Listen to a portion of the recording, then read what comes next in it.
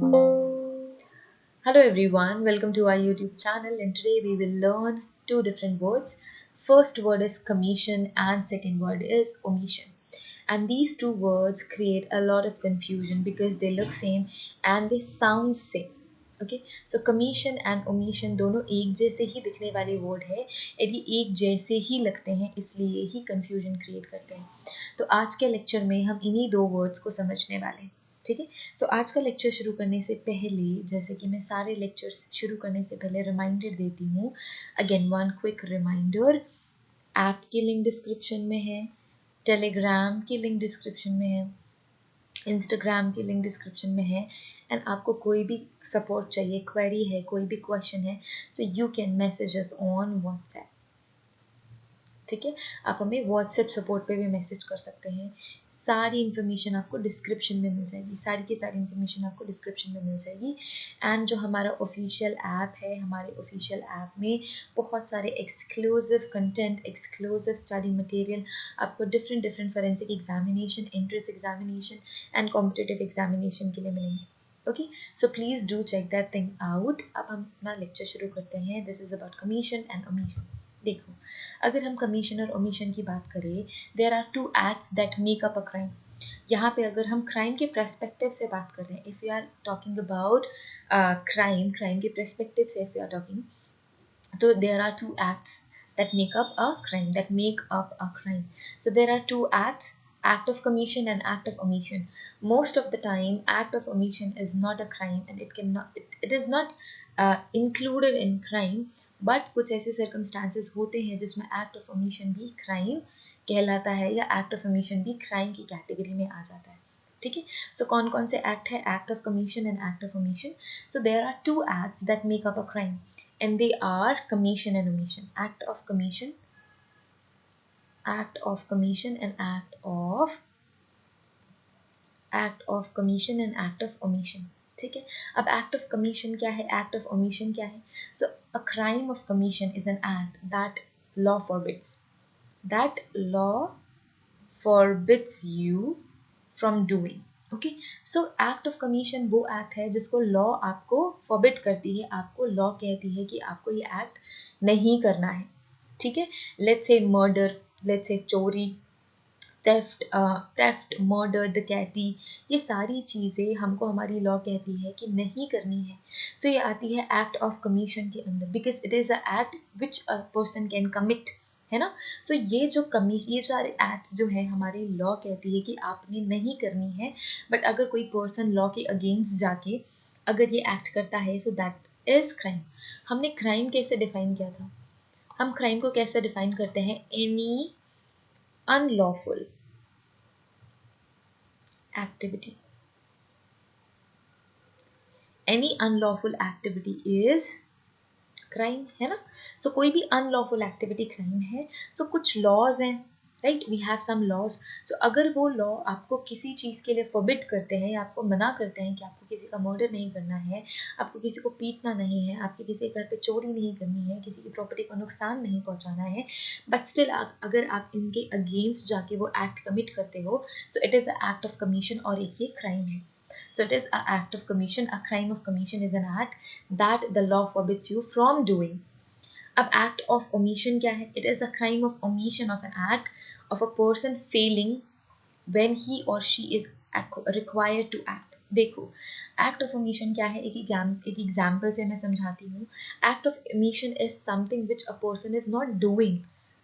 ठीक है, उस पर्सन को कुछ करना चाहिए था पर उस पर्सन ने कुछ किया नहीं. ठीक है, सो लेट्स से कोई एग्जाम्पल से समझते हैं.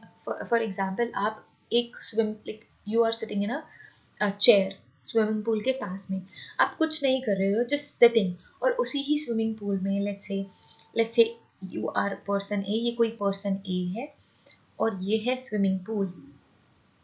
ठीक है, ब्लू कलर का पानी बना देते हैं. Let's say this is swimming pool. अब इस स्विमिंग पूल में जो पर्सन बी है, वो क्या कर रहा है, डूब रहा है. ठीक है, पर्सन ए देख रहा है but he is not doing anything, कोई भी एक्ट नहीं किया जा रहा है ए के साइड से. A is not doing anything to save that person और to to try to save that person. He and she is not doing anything, but here there is a requirement of an act. हमको requirement है कि ए क्या करे, B को बचा ले, क्योंकि वो वहाँ पे बैठा हुआ है और वो उसको डूबते हुए देख रहा है. एंड इसी इसी पूरे पूरे टाइम पीरियड में अगर बी डूब जाता है एंड उसकी डेथ हो जाती है, बट ए रिस्पॉन्सिबल नहीं है, बट यहाँ पे ए ने क्या किया, फेल किया. He fails, that person is failing when he and she is required to act. उस पर्सन को कोई एक्ट करना चाहिए था to save that the other person, but that person did not that person didn't do anything to save that person. So ये एक तरीके का, it's not a crime, there are certain circumstances जिसकी वजह से हम act of omission को crime कहते हैं, but like overall generally speaking that is like this is not a crime. Act of omission is not a crime, but in special circumstances act of omission is a crime. ठीक है. सो अगर कोई person fail करता है कोई भी act करने से, अगर उसकी वजह से कोई अनलॉफुल एक्टिविटी हो जाती है, then that person is responsible, क्योंकि उसने कुछ भी किया ही नहीं. That is act of commission. बहुत ही सिंपल वर्ड है. एक्ट ऑफ कमीशन वो एक्ट है जो कि लॉ फॉरबिड करता है, but still that person choose that path. उसको वो करना होता है. That person selects that person chooses that path to act in such a way जिससे वो लॉ को ब्रीच करे या लॉ के अगेंस्ट काम करे.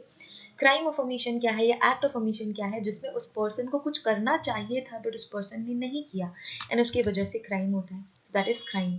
सो अगेन थोड़ा और डिटेल में अगर हम देखें तो crime of omission is when a person fails to act, when he she is required to act, and it's their responsibility, क्योंकि उन्होंने कुछ किया नहीं, इस वजह से उस क्राइम की रिस्पॉन्सिबिलिटी उन पे आ गई. जैसे कि चाइल्ड नेग्लिजेंस या child neglect, failure to attend jury duty. अगर कोई ज्यूरी ड्यूटी को फेल करता है अटेंड करने से, then that is crime of commission. Crime of commission बहुत ज़्यादा सिंपल है, लाइक अ मर्डर और स्टीलिंग, जहाँ पे वो पर्सन क्या करता है, did something against the law. If that person is doing something against the law, that is act of commission and crime of commission. I hope these two words are really very clear now. हमने ये दोनों words को ही समझना था आज के lecture में. So these two words are really very simple, और आप frequently ये दो words देखोगे law में, या फिर जब भी आप criminal investigation पढ़ोगे या crime investigation पढ़ोगे. ठीक है. सो जब आप साइकोलॉजिकल पार्ट या फिर क्रिमिनोलॉजिकल सेक्शन में पढ़ोगे तो these two words are really very common और कंफ्यूजिंग है. So that's why we are here to clarify that. Okay. So I think these two words are clear now. अगर कोई भी कंफ्यूजन है, कोई भी डाउट है, तो you can reach out to us and given social media platforms जैसे कि ऐप, जैसे कि टेलीग्राम, जैसे कि इंस्टाग्राम और WhatsApp support number. Okay, we have support number, so आप सपोर्ट नंबर पे भी हमें कांटेक्ट कर सकते हैं.